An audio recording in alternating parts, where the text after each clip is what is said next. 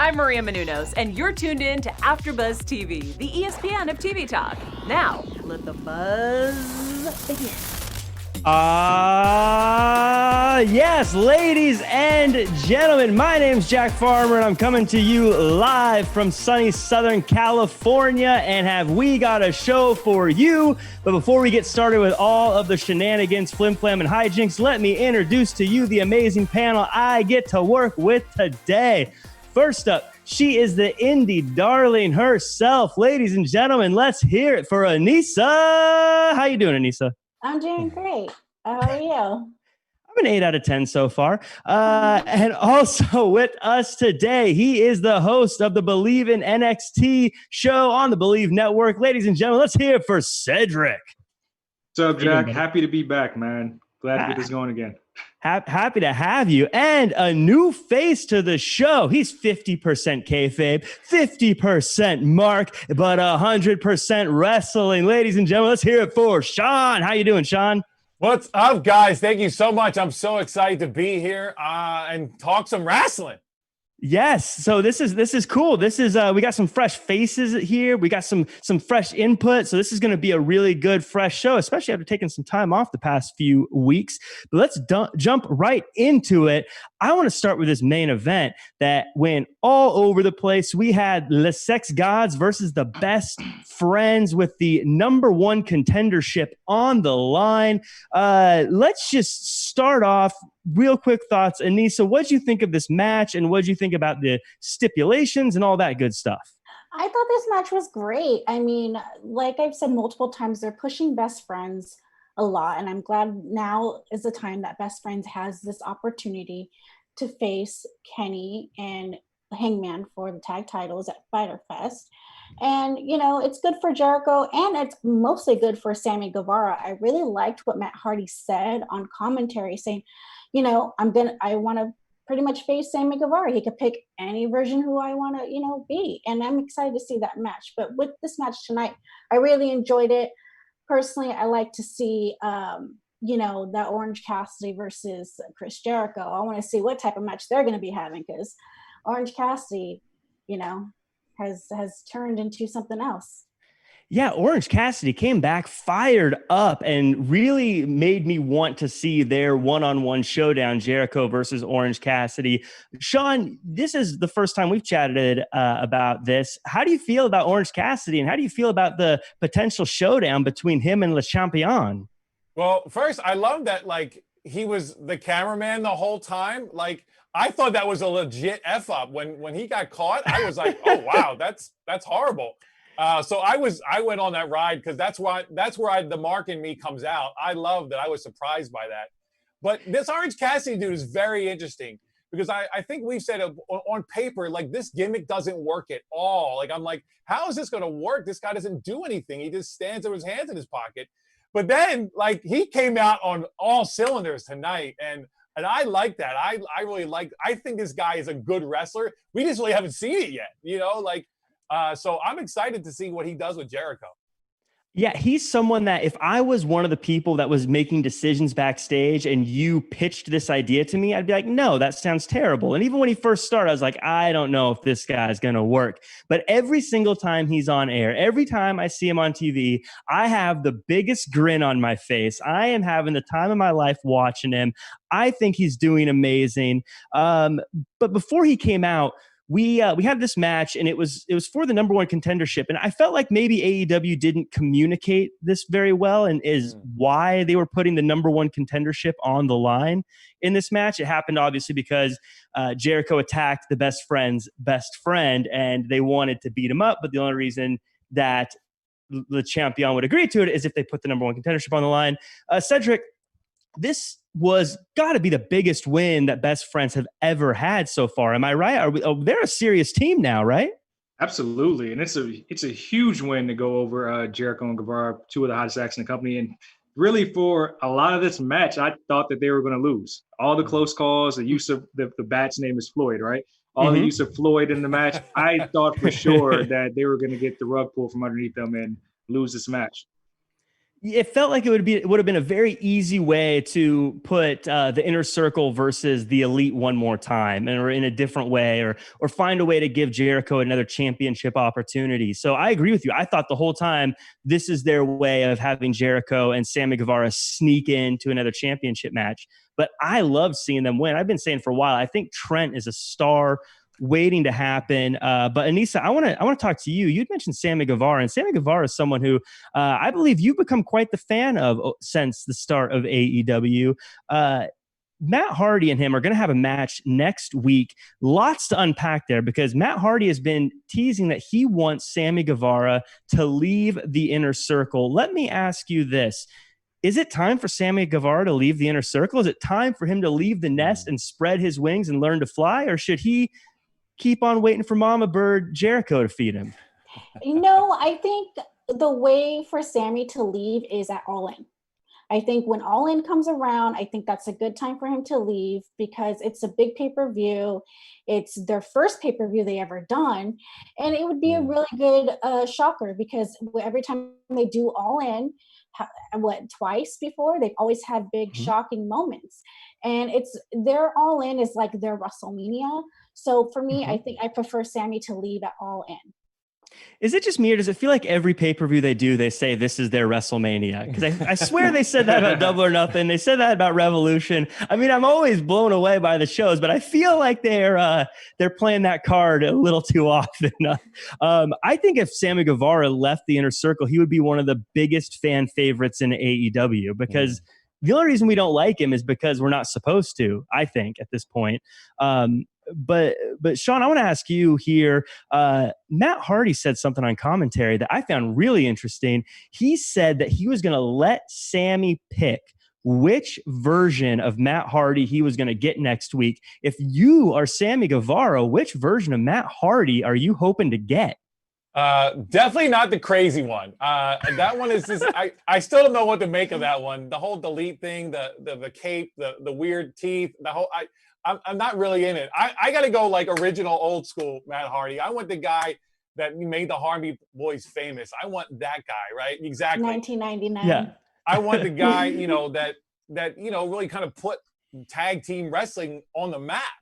That's who I want to. I want to fight Matt, I think, at his best. I mean, the fact that Matt's still around and kicking it out, I love it.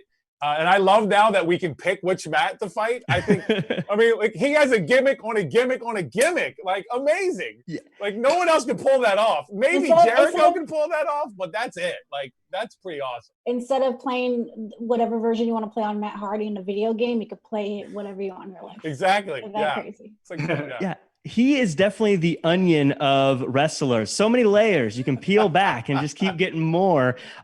Speaking of different layers, channels like AfterBuzz TV, we have different layers too. We have different shows, and you can check them out on AfterBuzz TV. And we want to say thank you so much for joining along and watching us. And we would really appreciate it if you went and gave us a 5-star review on iTunes, or if you were to give us a like, give us a comment, give us a subscribe.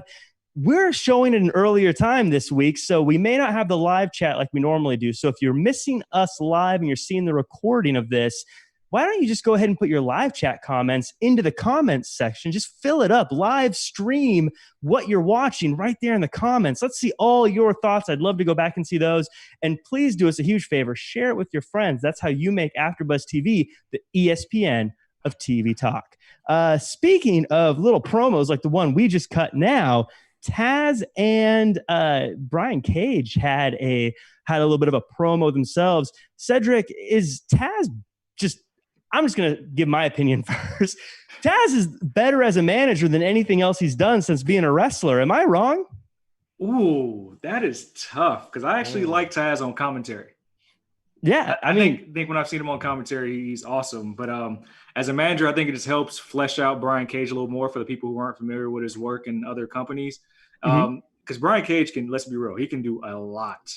There's a lot to that man's character and in the ring. And I think once him and Dean fight at Fyter Fest, he'll be more over with the AEW audience. Yeah, I agree completely. I think what I like about Taz is when he's a manager, he can yell and he can growl and get angry instead of having to be the polite commentator giving analysis. I want to hear him yell. I want to hear him talking about not surviving and things like that. That's what I really enjoy about him. I was thinking at first it was funny. I was thinking, why is Brian Cage walking around outside in his tights? But then I realized if I was built like that, I'd probably be doing everything in tights also.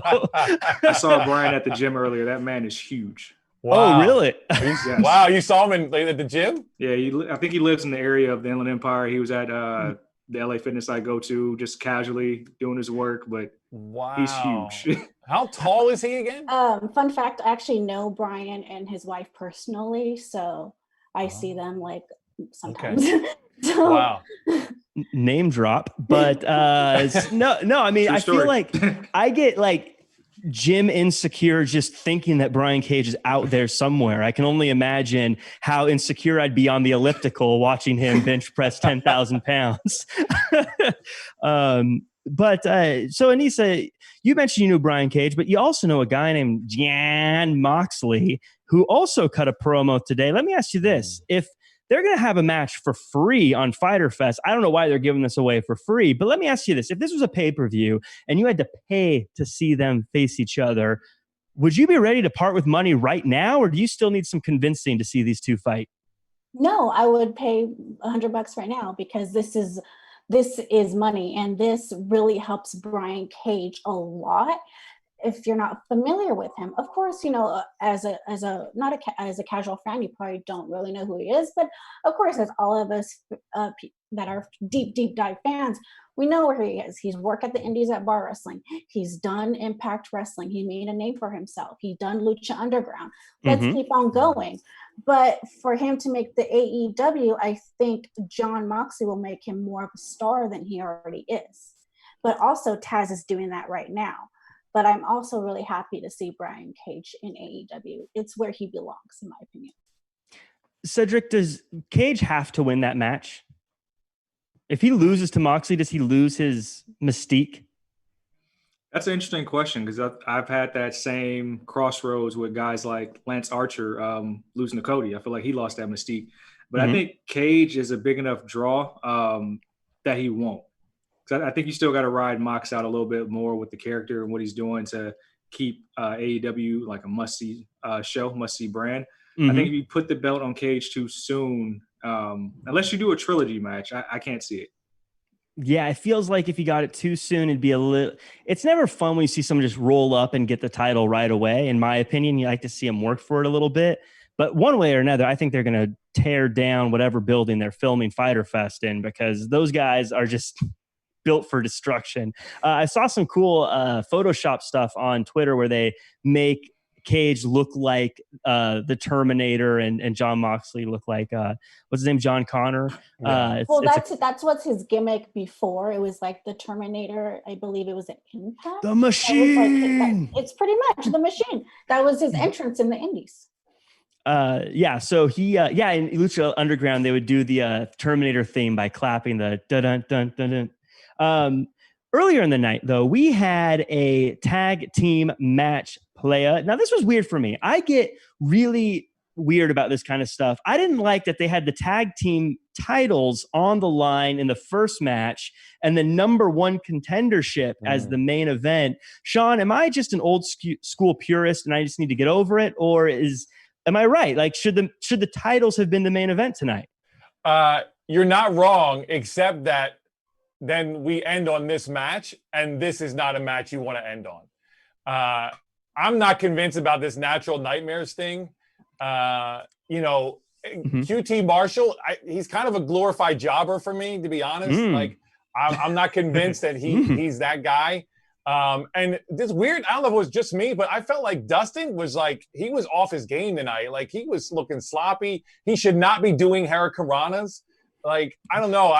This match Canadian destroyers. They're called Frankensteiners where I come from. That's right. So I think you're right in theory, Jack, but I think if this is how we end the show, it's kind of a dud.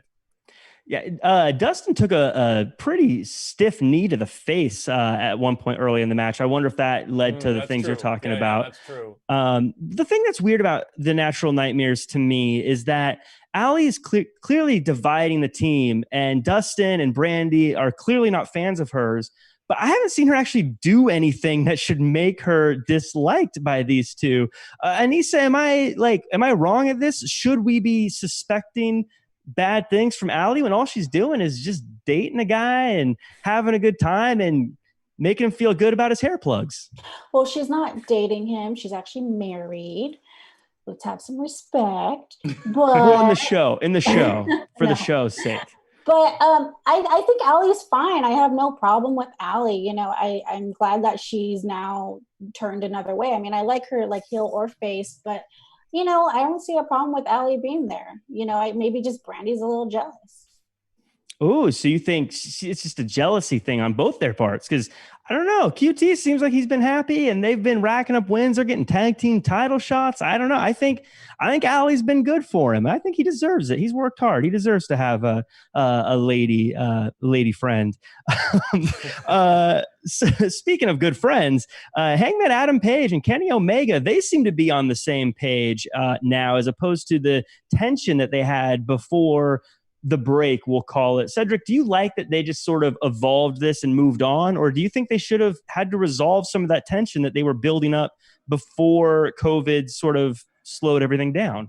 I think we're getting a slow burn just because everything had to like slow down a little bit. We saw the milk shot and the whiskey shot and the stadium stampede, but I think it's just the beginning, man. I think eventually there's going to be some dissension to where these guys drop the belts. I think AEW threw a subtle subliminal message in here tonight with all the tag team matches. If you watched Backlash on Sunday. So I think we're going to see more tag team action. I think eventually those guys have to separate because you can't keep Kenny Omega in the tag team division, right? You just brought up a good point. I want to ask you, Cedric, since you brought up how many good tag teams there are, when you look at the number of tag teams, the number of good tag teams, and the number of tag teams that have actual stories and character development happening all at once, is it crazy for me, or is it maybe too much for me to say that this might be one of the best tag team divisions of all time at this point? No, you're absolutely right. You have so many tag teams. We have SCU.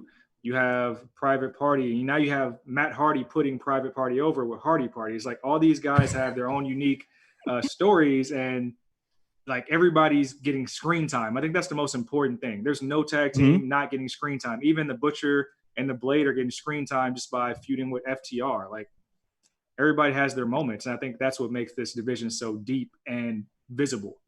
Right, because that's also, as mentioned, the Young Bucks. There's obviously Hangman and Omega. There's also, as you said, SCU, Butcher and the Blade. Dark Order has 2 tag teams, I think. You got the Best Friends. You've got the Jungle Express. You've got so many teams that I think you'd be looking at as a top tag team in other divisions, and they're all in one. And Joey Janela and Sonny Kiss are now a tag team, which is actually really fun to see. Something, by the way, let's go ahead and throw this out there. I noticed they started putting the AEW Dark Results on the bottom of the screen. Anissa, do you like that, or does it feel like it just de-incentivizes you from watching Dark? No, I like it because sometimes, you know, not everybody can watch Dark and they're like, okay, what happened? And they have what's going on in the results. I'm sure they do that, on ESPN. I'm sure they do the football and the basketball and the baseball and whatever sport that they provide, the results of what happened during that week. So I think that's a really smart idea to do that because no other wrestling company is doing that right now. And that's very smart for Tony Khan to do that because obviously he owns part of he owns the Jacksonville Jaguars. The Jaguars, yeah. So Sean, let me ask you this. I don't know if you're a betting man, but if we were in Vegas right now and we were taking bets, are the Best Friends taking the titles off Hangman and Omega? Ooh, that's a good question. Just real quick to say that don't forget about Lucha Brothers too. In this division. Lucha Brothers. I know somebody's hurt right now, but you know those guys are insane. So yes. But more to your question, wow, I think we have an amazing match because Trent is a beast, and you know you heard Excalibur Knight say that he like embodied Dr. Death Steve Williams. Wow, like that's a huge compliment.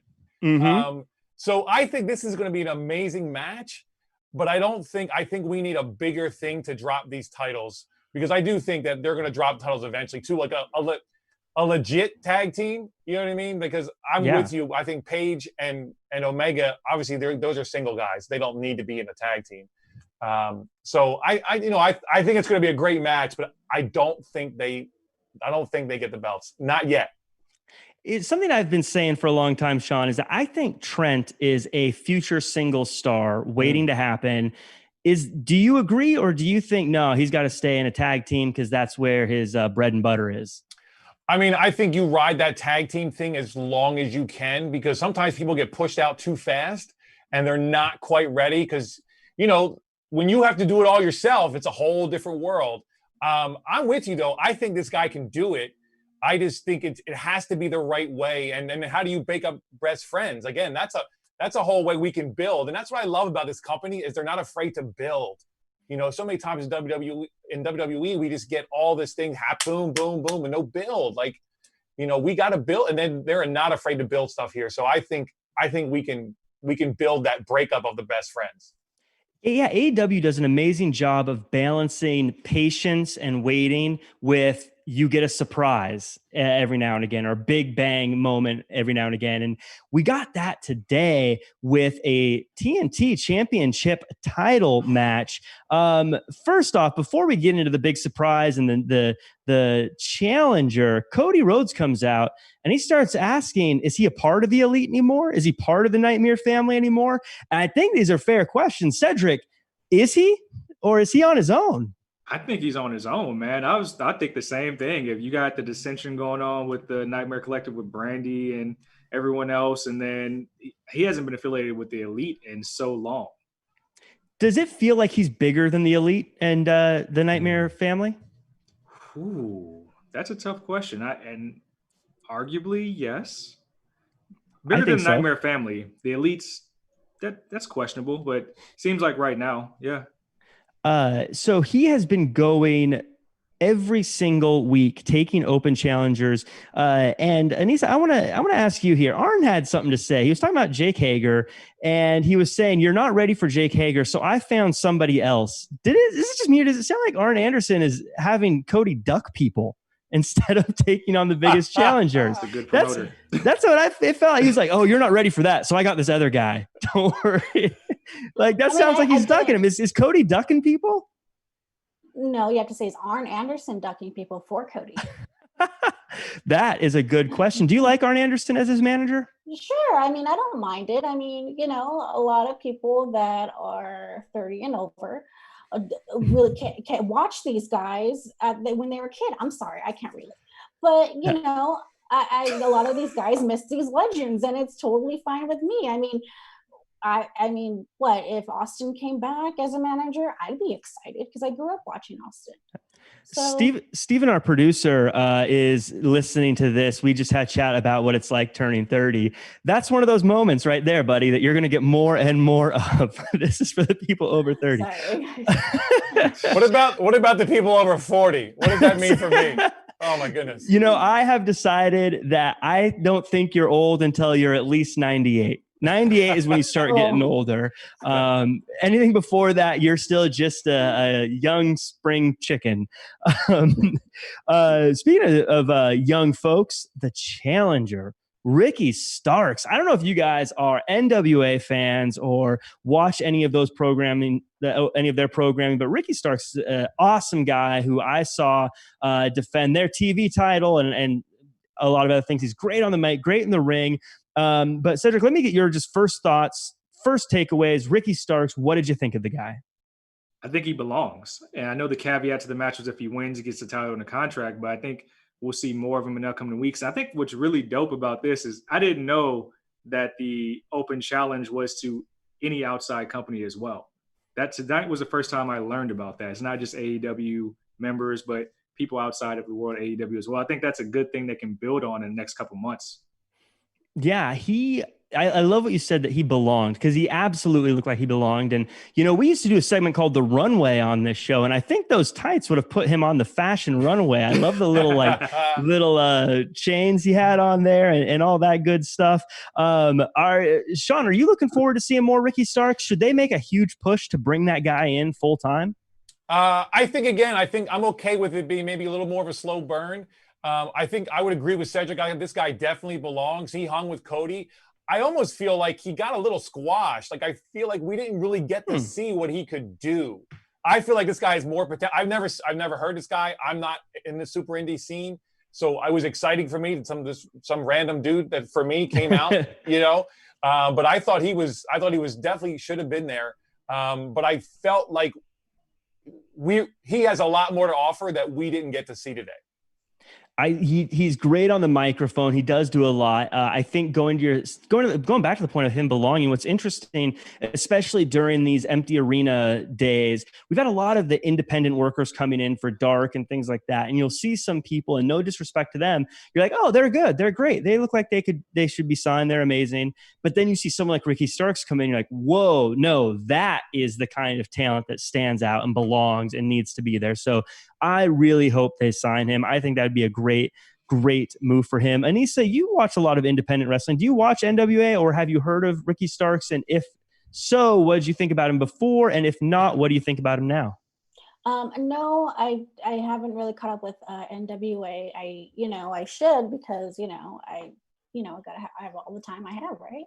Mm-hmm. But I've never really heard of him. But he reminds me of Kip Sabian a lot. And for me, when you remind me, in my opinion, when you remind me of another wrestler, it's really hard for me to really see you as a single competitor and your own craft and everything. But I don't know. We'll see. If he gets signed by AEW and he progresses more on the show, then maybe my opinion will change. But right now, he reminds me a lot of Kip Sabian. And his style. Yeah, I thought his promo video beforehand really helped out, and his music was great. I don't know if that was made by AEW's guy, Mikey Ruckus, who I got the chance to interview with. If you want to check it out, it's a fun chat. That's a name drop as well. But I thought the music was great. Now, this was obviously building to Fyter Fest, where Cody Rhodes is going to take on Jake Hager. Cedric, are you looking forward to Jake Hager versus Cody Rhodes, or are you kind of on the outs with Jake Hager because he hasn't really been winning a lot of big matches? Or do you want to see him win? What are your thoughts on this match that's coming up between these two? I would say I'm in the minority. I'm not really excited for it. I feel like they kind of cooled Jake Hager off ever since the loss to Moxley. Mm-hmm. Like you said, he hasn't been winning a lot, but he's supposed to be this big threat, this big monster, but he really hasn't. His impact really hasn't been felt since sometime late last year. So, I mean, it would be a shocker if he won the title, but I don't expect much. Do you think they cooled off on him because they got Lance Archer and Brody Lee and all these other big guys, and they don't really need him to be the big guy anymore? I think that could be a little bit of it. When you have these other big names, like I said, you get Brody Lee, you have Lance Archer, you just bring in Brian Cage, you have other guys that look more menacing. And on top of that, he's still in the middle of his alliance with the Inner Circle. I just don't think there's any room right now. Yeah, it's weird because I always am hot and cold on Jake Hager. And like there are times when I see him like, yeah, he's legit. He's great. And then I'll be honest, I wasn't a huge fan of the Jon Moxley match he had. And it just made me like kind of sour on him a little bit. And I don't know. I think if he doesn't win, it's going to be hard to take him seriously personally for a long time. But at the same time, I think it's not the right time to take the title off of Cody.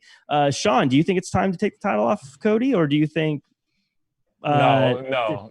Yeah. I mean, Cody, and hats off to Cody. He could have very easily had the world championship, right? He's running this show. Mm-hmm. So hats off to him for saying, no, I'm going to wait and I'm going to get this TV or a TNT title. And then I'm going to defend it every week.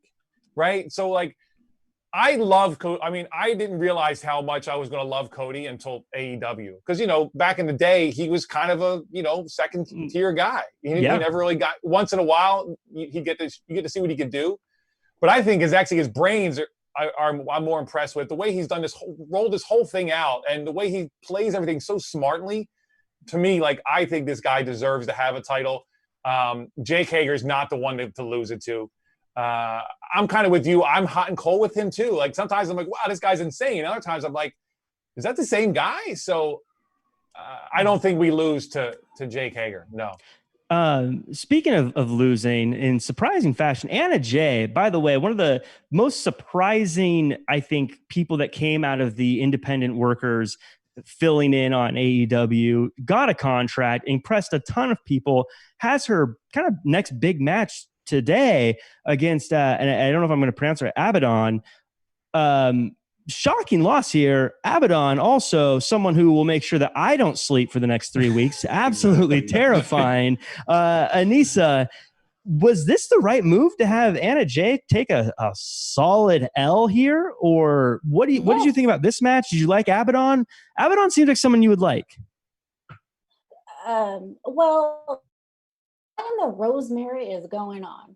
And if you watched Impact, you know what I mean, because she reminds me of Rosemary from Impact. I mean, I've seen this character before on other shows. Maybe not a lot of people will watch it, you know, other promotions are like, oh my God, who is this? But for me, as a obviously viewer of all wrestling, I've seen this before. But I never seen this girl wrestle, and I thought this match between these two went really well. And to be part of the inner circle, because we talked before. Hey, there needs to be a woman, and we always went back and forth on who would it be, and I'm pretty interested to see what they're gonna do with her as being part of the what was it called again? Not the inner circle, Dark Order. The Dark Order. Sorry, I always get those confused. Yeah, no worries. You know what I mean. Cedric, does it feel like ABADON is more the Dark Order person than Anna Jay? I mean, oh yeah, like that seemed weird to me. Do you think that? I mean, look, I mean, I guess if I was building a super team, I think I'd probably prefer Anna Jay. She seems like she's got the look. She's wrestling really well. Everyone seems to like her. ABADON's still sort of new, so I don't know yet.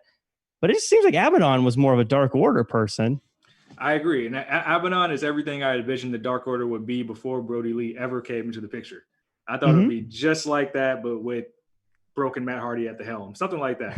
I'm with you. I was the ref. The ref was like hiding in the corner, running up the top rope. I just felt really cringy, like something was crawling on me when I looked at her, and you see the different color eyes and stuff like that. But I dig it. I think it was the right call to have a character like that and actually get her first win on live television. I think that's where AEW makes the smart plays, is that they have actual characters. And Anna Jay leaving with the Dark Order, I'm excited to see what happens with her now, because we see them also trying to recruit Colt Cabana. It looks like they're just trying to get strength in numbers here. Yeah, I thought that was interesting with Anna Jay too. I was trying to compare that to any other stables, and right now I don't think there's any multi-gender stables in wrestling that I can think of right now, at least in American wrestling. Yeah. And I would like to add with Anna Jay, I feel like this would really help her with her career. Maybe, you know, what she was doing wasn't really working, so she was like, maybe a change. This is probably maybe best for her. But Anna Jay, part of the Dark. Yeah, something that happened that I thought was really interesting and funny is you know, Colt Cabana got some paperwork, and it always makes me wonder, like, what do they actually put on the paperwork that they're looking at? Like, did they just like copy and paste some Wikipedia page or something? But yeah, Brody and Colt are going to take on Sonny and Joey Janela next week, so that'll be fascinating to see. I want to just kind of keeping on moving on here. We had MJF versus Billy Gunn, and I got to give credit to MJF. Everyone talks about how good of a villain he is, whether it be because of what he says on Twitter and maybe his put downs, but watching this match, I realized what makes him great and what makes him next level, in my opinion, is if you looked at just the moves he did, it was an incredibly boring match. But because he's such a good character, it was fascinating to watch. Like, all he was doing was like little, like the knee attacks and things that, like, if you were watching another wrestler, you'd be like, this is lame. But Billy Gunn, so good as a veteran, and MJF, such a character, absolutely entertaining.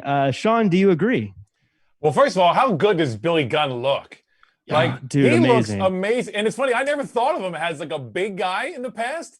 But I guess because, wrestling's has changed, like, because he used to be a small guy in the ring, and now he's like a beast. So it's so funny, like, to see how things have changed.